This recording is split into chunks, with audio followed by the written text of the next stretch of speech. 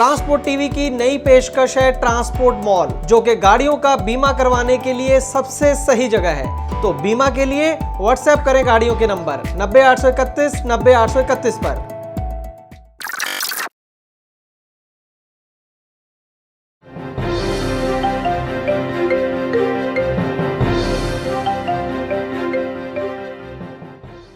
दोस्तों, कभी आपकी कोई गाड़ी चोरी हुई है या फिर आपके किसी दोस्त रिश्तेदार की कोई गाड़ी चोरी हुई है? अगर हाँ, तो फिर आज की ये खबर जरूर देखिएगा, क्योंकि एक बहुत बड़ा गिरोह पकड़ा गया है जिसके पास से 12 ट्रक बरामद हुए हैं, जिनकी कुल कीमत 2.5 करोड़ रुपए बताई जा रही है। कहां से ये पकड़ा गया गिरोह और किस तरीके से ये काम करता था और कैसे गाड़ियों को दोबारा से रजिस्टर करवाया जाता था, यह तमाम चीजें बताएंगे आज की इस ग्राउंड रिपोर्ट में। ट्रांसपोर्ट टीवी पर आपका स्वागत है। मैं हूं मनिंदर सिंह और आप देख रहे हैं ग्राउंड रिपोर्ट।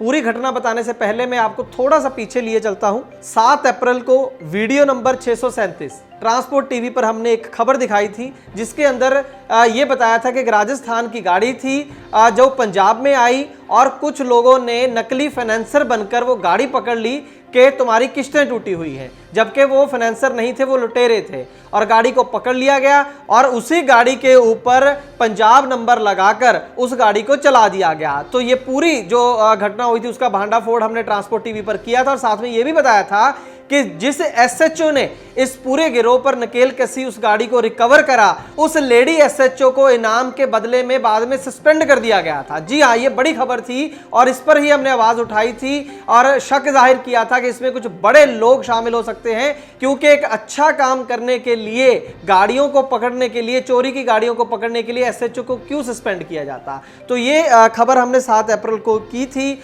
और डीजीपी पंजाब और मुख्यमंत्री तक को अपील की थी कि इसमें कोई एक्शन ले। हम पंजाब सरकार से, स्टेट ट्रांसपोर्ट कमिश्नर से और डीजीपी पंजाब से ये रिक्वेस्ट करेंगे कि इस केस की अच्छे से तहकीकात करवाई जाए। बात सिर्फ एक गाड़ी की चोरी होने की नहीं है, अगर इसकी प्रॉपर इन्वेस्टिगेशन हो तो बहुत बड़ा रैकेट सामने आ जाएगा। और अब जाकर अगस्त में एक ऑफिसर अच्छे इस एरिया में आए हैं और उन्होंने ये जो गिरोह है उसको पकड़ा है, उसका जो सरगना है उसे पकड़ा है। बाकी के लोग अभी भी फरार हैं और 12 गाड़ियां, जैसे कि मैंने कहा, रिकवर की गई हैं। 2.5 करोड़ उनकी कीमत बनती है। ये जो गिरोह था ये पंजाब का डिस्ट्रिक्ट है मानसा, और मानसा के अंदर एक जगह पड़ती है, टाउन है बुढलाडा। तो ये बुढलाडा से ऑपरेट करते थे और तमाम जो एफआईआर वगैरह भी दर्ज हुई हैं वो बुढलाडा पुलिस स्टेशन के अंदर इनके खिलाफ हुई भी हैं और कई चोरी के इल्जाम इन लोगों के ऊपर थे और काफी देर से ये लोग फरार चल रहे थे। 12 अगस्त को जो सिटी पुलिस है बुढलाडा की, उनको एक इन्फॉर्मेशन मिलती है इन लोगों के बारे में कि गाड़ियां कहां पर मिलेंगी और ये चारों लोग कहां पर मिलेंगे। तो पुलिस ने एक रेड ऑर्गेनाइज की और उस रेड के चलते जो इनका मुख्य सरगना था पवन कुमार उर्फ काला, उसको अरेस्ट कर लिया गया है। बता दें इसके पिता का नाम देवराज है और बुढलाडा का ये रहने वाला है और इससे पहले ही एक दलाल का काम करता था, अस्टाम फरोश का काम भी करता था। और इसके जो 3 साथी हैं उसके बारे में भी आपको बता दें। एक तो है गुरजंट सिंह जंटा, ये भी बुढलाडा का रहने वाला है। एक ओम प्रकाश ओमी, ये भी बुढलाडा का रहने वाला है। और एक मेरठ यूपी का रहने वाला है गौरव कुमार, सन ऑफ ओम मित्तल। तो ये कुल मिलाकर 4 लोग थे इसमें जो ये पूरा गैंग ऑपरेट करते थे। तो इन चारों में से पवन कुमार हिरासत में है और ये 3 लोग अभी फरार हैं और टीम लगी हुई है इनको ढूंढने में। ये जो अरेस्ट हुई है, ये जो गिरोह पकड़ा गया है, इसका जो पूरा क्रेडिट है वो बलजिंदर सिंह पन्नू हैं, डीएसपी हैं बुढलाडा के, उनको इसका पूरा क्रेडिट जाता है। वही इन्वेस्टिगेशन ऑफिसर है इस केस के अंदर। इसके बाद मैं आपको बताऊंगा कि ये गाड़ियों को पकड़ते कैसे थे, गाड़ियां इनके पास आती कैसे थी। असल में देखा जाए तो ये चोर नहीं थे, गाड़ियों को चुराते नहीं थे, बल्कि ये एक ठग थे, अगर मैं सही भाषा में कहूं तो। जैसे कि उस केस में मैंने आपको पहले बताया कि खुद फाइनेंसर बन के गाड़ी को रोक लिया हाईवे के ऊपर और बाद में गाड़ी लेकर चले गए, बोला कि पैसे ले आना और गाड़ी ले जाना और हम फलां बैंक से आए हैं। लेकिन जब वो व्यक्ति पैसे लेकर आया था तो कंपनी ने बताया, जो फाइनेंस कंपनी थी उसने बताया कि हमने तो कोई गाड़ी पकड़ी ही नहीं। तो तब जाकर ये पता लगा था कि ये फ्रॉड लोग हैं, वो गाड़ी पकड़ कर ले गए हैं। तो उस हिसाब से चोर नहीं है, ठग है। और उससे भी ज्यादा क्या करते थे ये, एक तो ये मोडस ऑपरेंडी था कि इस तरीके से गाड़ी पकड़ ली।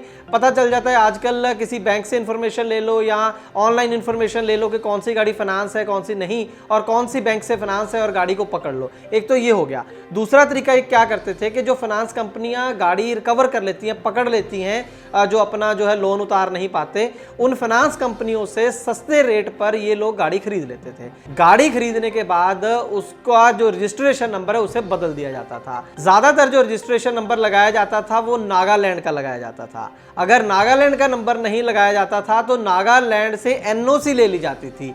नागालैंड के कुछ लोग इसमें शामिल हैं, आरटीओ स्टाफ के पता नहीं है, या फिर ये फर्जी एनओसी बना लेते थे, ये बात क्लियर नहीं है। लेकिन एनओसी ये नागालैंड की होती थी और फिर उसका जो रजिस्ट्रेशन नंबर होता था वो पंजाब का होता था। तो पंजाब के कुछ आरटीओ हैं जैसे पटियाला, संगरूर, मानसा, बठिंडा या फिर यूपी के 1-2 आरटीओज हैं, वहां पर ये गाड़ियों को जो इस तरीके से ठगी गई गाड़ियां थी या फाइनेंस कंपनियों से ली गई गाड़ियां थी, उनको इन आरटीओ के अंदर वो रजिस्टर करा देते थे। एनओसी नागालैंड की लगाते थे और यहां पर रजिस्टर कराते थे। पुलिस का खुद कहना है, जो प्रेस रिलीज जारी की गई है उनके द्वारा, वो साफ कह रहे हैं कि पंजाब का जो ट्रांसपोर्ट विभाग है उसके लोग इससे अंदर शामिल हैं, वो मिले हुए हैं इसके अंदर, तभी ये गाड़ियां इतनी आसानी से जो चोरी की, जो ठगी की गाड़ियां हैं वो रजिस्टर हो रही थी। आपके मन में ये सवाल भी हो सकता है कि जो गाड़ी इस तरीके से ठगी गई कि रास्ते में रोक के पकड़ ली, उसको तो ठीक है नया नंबर लगा दिया, लेकिन जो फाइनेंस कंपनी से गाड़ी खरीदी थी उसके ऊपर नकली रजिस्ट्रेशन लगाने की जरूरत क्या थी? उसकी जरूरत ये थी कि ज्यादातर जो फाइनेंस कंपनी से गाड़ियां खरीदी जाती हैं उनका टैक्स पेंडिंग होता है काफी, तो वो टैक्स भी ना देना पड़े, इस चक्कर में वो जो है नई रजिस्ट्रेशन उन गाड़ियों के ऊपर लगा दी जाती थी। कहने का मतलब कि आम लोगों के साथ तो ठगी होती ही होती थी, ट्रांसपोर्ट विभाग के साथ, सरकार के साथ भी सीधी सीधी चीटिंग है। वो जो टैक्स डिपार्टमेंट है वो ढूंढता रहेगा कि गाड़ी कहाँ चलेगी जिसका टैक्स लेना था, लेकिन वो गाड़ी तो सड़क पर चल भी रही है लेकिन नए रजिस्ट्रेशन नंबर के साथ, नई चेसी, नया इंजन नंबर और नया रजिस्ट्रेशन नंबर, तो कोई पकड़ ही नहीं सकता है। तो इस तरीके से ये जो गैंग था वो ऑपरेट करता था और मिली भगत है इसके अंदर ट्रांसपोर्ट डिपार्टमेंट के लोगों की, जो कि खुद वहां की पुलिस कह रही है। लेकिन सवाल ये है कि क्या ट्रांसपोर्ट डिपार्टमेंट के वो जो क्लर्क हैं या सीनियर लोग हैं या खुद आरटीओ हैं, क्या उनसे पूछताछ होगी?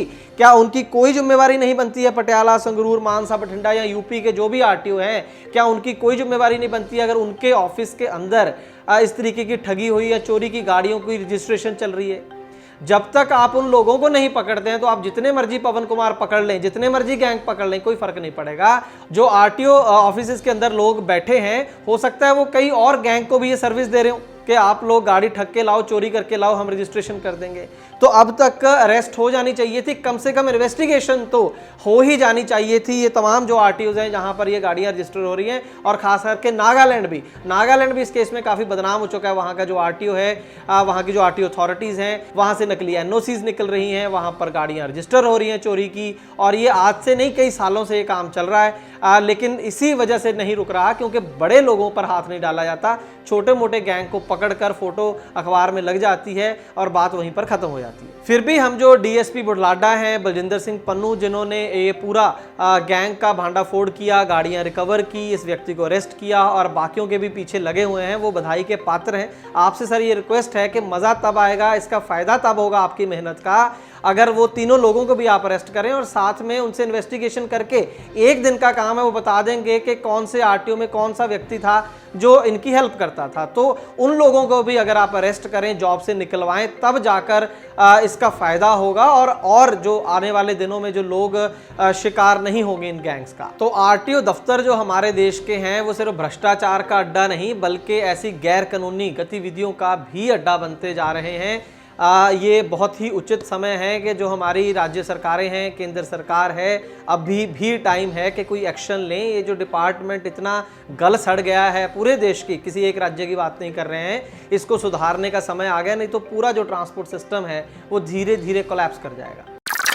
दोस्तों, गाड़ी का बीमा करवाने के लिए आपको एक गली में 2 एजेंट मिल जाएंगे, लेकिन बात होती है सही पॉलिसी और सही प्रीमियम की। ट्रांसपोर्ट टीवी पर हमें हर रोज ढेरों ऐसे केस मिलते हैं जहां पर एक एजेंट ने सस्ती पॉलिसी के नाम पर गाड़ी मालिक के साथ फ्रॉड किया है, लेकिन इसके बारे में पता चलता है क्लेम के समय, और अगर क्लेम की नौबत ना आए तो पता भी नहीं चलता। इसीलिए दोस्तों, ट्रांसपोर्ट टीवी लाया है ट्रांसपोर्ट मॉल, जो गाड़ियों का बीमा करवाने के लिए सबसे सही जगह है। तो बीमा के लिए व्हाट्सएप करें अपनी गाड़ियों के नंबर 90 831 90 831 पर। आप भरोसा कर सकते हैं हम पर। ट्रांसपोर्ट टीवी को यूट्यूब पर अभी करें सब्सक्राइब और दबाएं बेल आइकन। फेसबुक पर लाइक करें हमारा पेज और ट्विटर पर भी करें फॉलो। ट्रांसपोर्ट टीवी, जानकारी लाभकारी।